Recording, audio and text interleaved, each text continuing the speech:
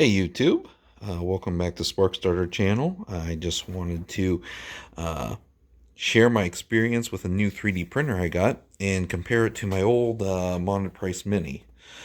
So this was my first 3D printer, and it was a good learner.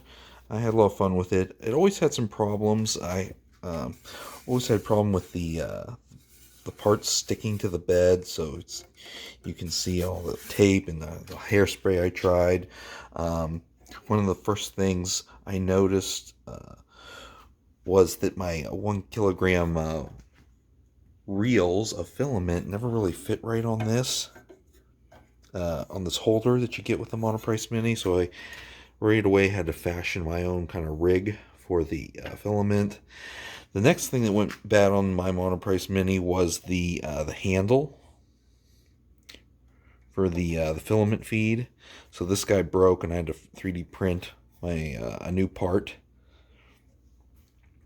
Fortunately, it was I had a spare of the original, so I had just enough time to print uh, a replacement part before the other uh, handle broke.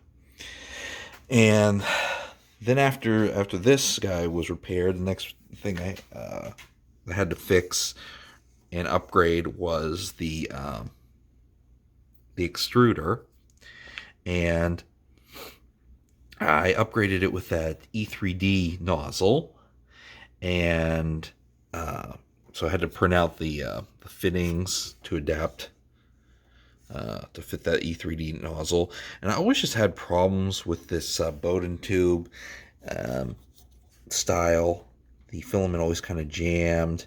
It ran for a long time without problems, but it was, jammed up.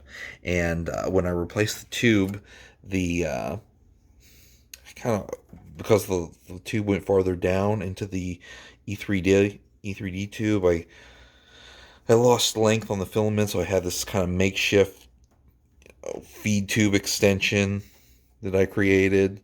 So this guy had lots of scars of wear and tear. Uh, my Monoprice Mini. So I just upgraded to the Maker Select by Monoprice, and I'm really happy with this printer. It was only about $150 more than the Monoprice Mini, but already it saved me time in terms of all the sort of the fiddling I had to do with this guy to get the prints nice and the way I wanted. And I always had bed adhesion problems. This guy has great bed adhesion. It was really easy to set up and get started.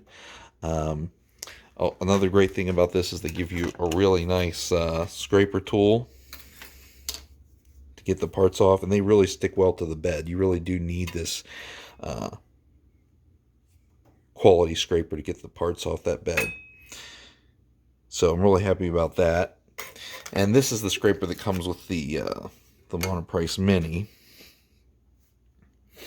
And one thing that issue I ran into with this printer was that, again, my 1 kilogram spools didn't fit on the handle, the pre-made handle for holding the filament.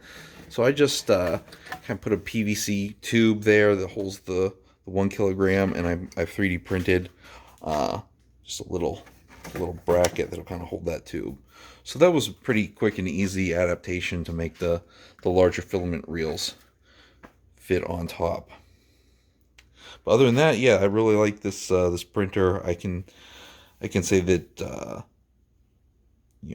its performance and ease of use and the parts coming out just right.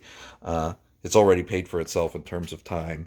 So if you're kind of on the fence about whether to get the Monoprice Mini or the Maker Select, I would just spend the extra money and get the Maker Select, because I really like the quality of the prints, and it's easy to use and really adheres well to the bed.